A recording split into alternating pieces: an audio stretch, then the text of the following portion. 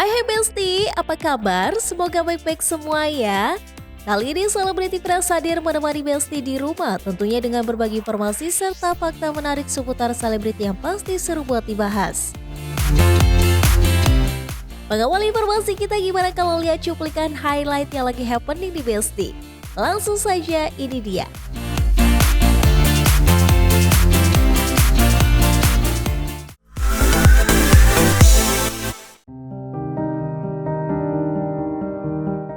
Besti, kabar kurang mengenakan datang dari aktor sekaligus YouTuber Baim Wong. Di tengah sidang perceraiannya masih bergulir, kini sang ayah juga dikabarkan jatuh sakit di Besti. Dari informasi yang beredar, ayah Baim Wong itu sudah 10 hari menjalani perawatan intensif di rumah sakit. Namun sayangnya hingga saat ini belum diketahui penyebab hingga membuat mertua Paula Verhoeven tersebut terbaring lemah di rumah sakit. Tapi sebelum dilarikan ke rumah sakit, ayah Baim Wong dikabarkan sempat mengalami muntah-muntah hingga kesulitan makan di Besti.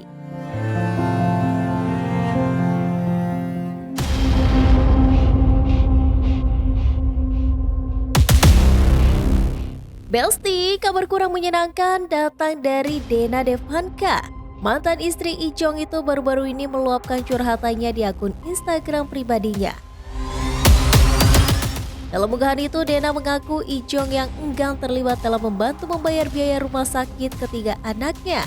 Tak tanggung-tanggung, Dena harus merogoh kocek yang cukup fantastis, yakni 116 juta rupiah untuk biaya pengobatan anak-anak mereka. Wanita 37 tahun itu juga tak segan mengatakan Ijong pelit. Ia juga membeberkan bahwa pria pemilik nama asli Jonathan Frizzy hanya pencitraan menjenguk anak ke rumah sakit.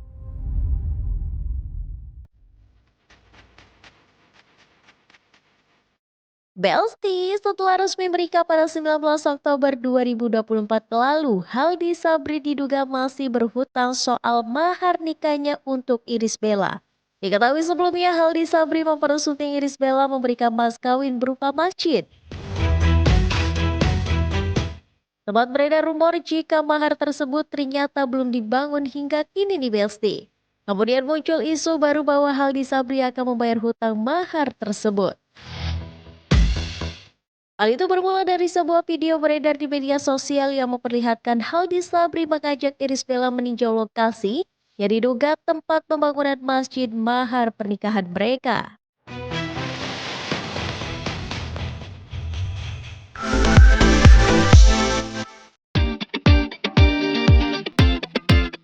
Selanjutnya informasi dari Aisyah Khaled yang membeberkan alasan tertarik ke Fuji. Seperti apa informasinya? Ini dia.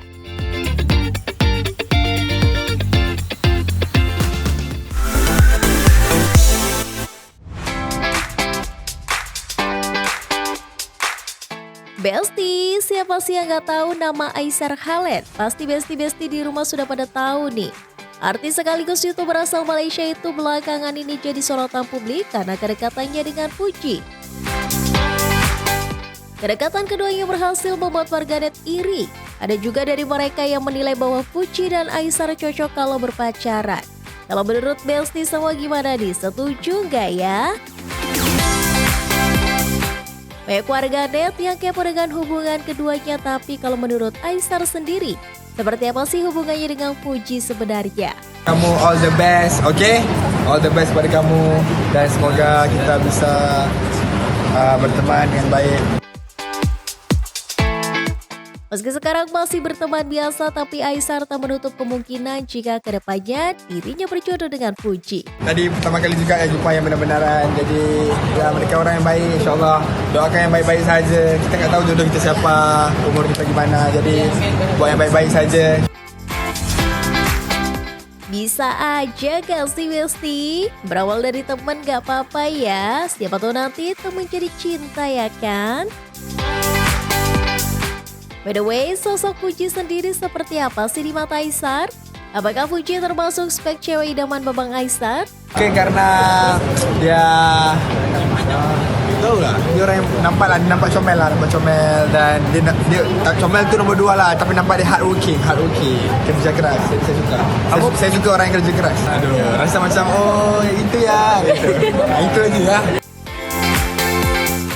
Ya ampun, Babang Aisar sampai malu-malu menjelaskan perasaannya terhadap Puji di Besti. Seperti ada perasaan yang gak bisa diungkapkan ke publik. By the way, kalau keluarga Babang Aisar sendiri sudah tahu belum nih soal kedekatan Aisar dengan Puji? Kalau iya, seperti apa kira-kira tanggapan mereka melihat kedekatan Aisar dengan Puji? Keluarga saya okey aja. Ya, mereka bergantung atas saya juga kan. Keluarga saya jenis yang enggak kisah. Maksudnya kalau itu yang terbaik buat kamu pergi kayak gitu. Berarti sudah dapat lampu hijau dari keluarga Aisar ya Besti? Sebelumnya juga, ayah Puji, Haji Faisal juga membeberkan restu kepada Aisar jika ingin mengenal lebih dekat putrinya. Mencoba memperkenalkan Puji ke orang tuanya sebagai bentuk keseriusannya, ternyata Aisar dan Puji telah bertukar nomor telepon. Dan di sana mereka ternyata telah banyak berbicara soal keluarga nih katanya. Ya ampun, gemes banget ya. Bicara tentang keluarga-keluarga gitu. Asik! Apakah ini pertanda beneran mau serius dengan Puji nih bang? Tapi di Besti, ternyata ada netizen yang gak suka melihat kedekatan Puji dan Aisar.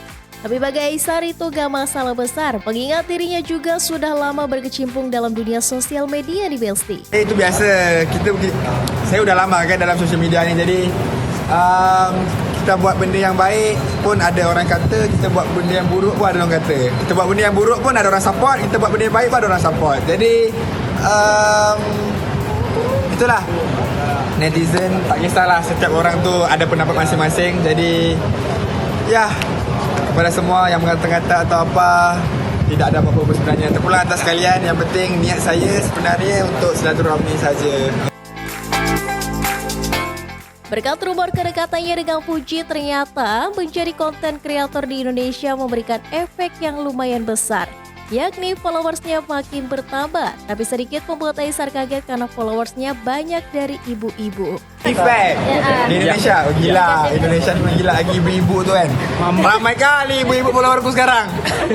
Mana-mana pergi. Ya Allah, ikut banget bilang. Apa itu salah satu kode di Bang Aisar? Tapi apapun itu, kita doakan semoga mereka berjodoh ya Besti. Amin. Selanjutnya informasi dari Rasma Nasution yang menentang Hotman Paris adu debat di depan jaksa dan hakim. Seperti apa informasinya? Ini dia.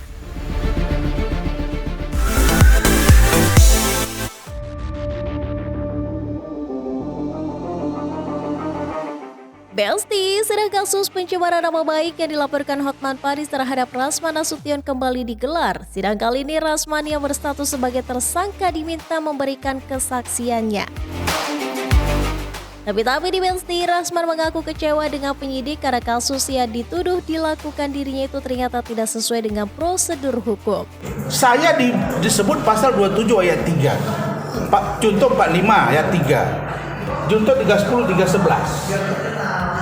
Kemudian pasal 55 ayat 1 ke 1. Kalian tahu nggak itu maksudnya apa? Bersama-sama. Iklim hakim juga sama. Jadi nggak tahu kami siapa sebenarnya otaknya ini. Masa saya bersama-sama dengan iklim hakim, saya dibilang bersama-sama, iklim hakim dibilang bersama-sama. Lah, jadi seolah-olah saya klien, saya juga lawyer, dia klien, dia juga lawyer. Ini baru gawat. Kemudian lokusnya beda, itu kata Rahmat, kurang jeli. Dia menyayangkan hal ini terjadi karena sebelumnya dia telah menyurati pihak penyidik agar adil dalam mengambil keputusan. Ia merasa bahwa kasus pencemaran nama baik ini masuk gelar perkasa terkesan terlalu dipaksa. Saya sangat kecewa kepada penyidik Bareskrim. Kepada jaksa saya tidak kecewa, kepada hakim tidak.